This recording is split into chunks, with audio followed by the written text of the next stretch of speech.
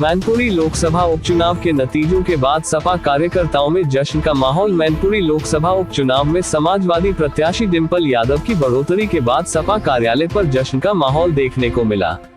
तो वहीं पर पूर्व सांसद धर्मेंद्र यादव ने कहा कि मौजूदा सरकार ने जो भी कर पाया वह किया, लेकिन मैनपुरी की जनता ने दिखा दिया कि मैनपुरी समाजवादियों का घर है और लगातार प्रत्याशी डिंपल यादव के हक में मत बढ़ रहे हैं। और कहा कि जिन शहीदों का पार्थिव शरीर नहीं आ पाता था तो वह आज शहीदों का पार्थिव शरीर घर तक पहुंचता है। वह सिर्फ नेताजी मुलायम सिंह यादव की देन है जो आज हम लोगों के बीच में नहीं है। इस दौरान और क्या कुछ कहा, जरा सुनिए।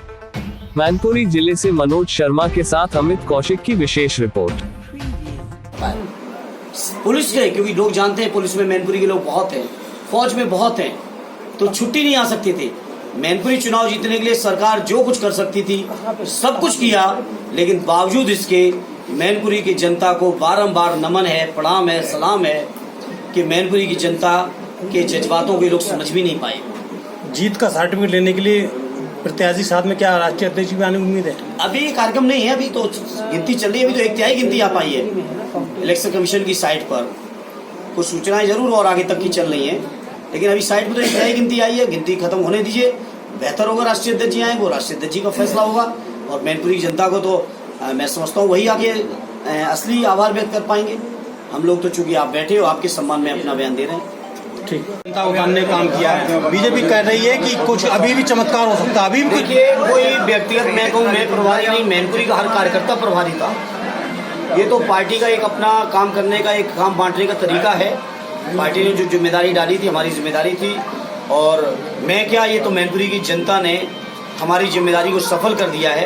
इसके लिए मैं बारंबार मैं लोगों का मेरे पास शब्द भी नहीं है, मैं सच कहूँ छोटे पड़ जाएंगे। कृतज्ञता मैं ज्ञापित करूँ, धन्यवाद करूँ, ये शब्द छोटे हैं। जिस चुनौतीपूर्ण माहौल में मैनपुरी के लोग लड़े हैं, कोई मामूली बात नहीं है। हमारे हजारों कार्यकर्ता अपना घर छोड़ के सोना पड़ा, हजारों कार्यकर्ताओं में यहाँ दबिश पड़ी है। प्रशासन केवल एक ही काम पे लगा था कि कैसे कमजोर किया जाए। मैनपुरी के जिलाधिकारी, सीडीओ, कप्तान, सभी तहसीलों के एसडीएम, सीओ, दरोगा और बाहर तक की फोर्स को लाके उसका उपयोग दुरुपयोग कर रहे थे। बावजूद इसके मैनपुरी के लोगों ने जो दिया है आशीर्वाद आदरणीय डिंपल जी को, जो दी है श्रद्धांजलि श्रद्धेय नेताजी को, जो ताकत दी है हमारे राष्ट्रीय अध्यक्ष जी माननीय अखिलेश जी को, उसको धन्यवाद मैं कहूँगा बहुत छोटा शब्द है।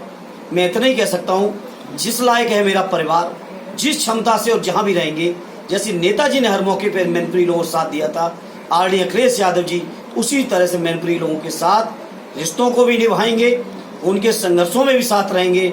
और जो पारिवारिक लोगों के जो मर्यादाएं, मान्यताएं, रिश्ते और जो भावनाएं कायम हैं, उन लोगों उन चीज़ों को आगे बढ़ाएंगे। भारतीय जनता पार्टी प्रत्याशी कह रहे हैं कि अभी भी कुछ चमत्कार हो सकता है। वो ठीक है, वो इंतजार करें। किसी की उम्मीद के लिए हम क्यों, वो स्वतंत्र हैं, रखें अपनी उम्मीद। लेकिन हाँ, मैंने कई चैनलों पे कहा था, कई सभाओं में कहा था, आप सबके बीच भी कहा था, आज फिर दोहरा रहा हूँ। मैंने कहा था कि भारतीय जनता पार्टी के उम्मीदवार अपना जो खेड़ा धौलपुर गांव उनका जसवंत विधानसभा का, उस पर हार के आएंगे। और सूचना आई है कि 167 वोटों से उनका बूथ 187 वोटों से वो हार के आए हैं। और आगे जो भारतीय जनता पार्टी की सबसे ज्यादा गुंडई कर रहे थे यहाँ के जिलाध्यक्ष प्रदीप चौहान, वो अपने बूथ पे हार के आए हैं। अभी एक नेता और हैं जिनका भी बूथ खुलना बाकी है, वो मैं अभी बता दे रहा हूँ, थोड़ी घंटे दो आधे घंटे में आ जाएगी खबर।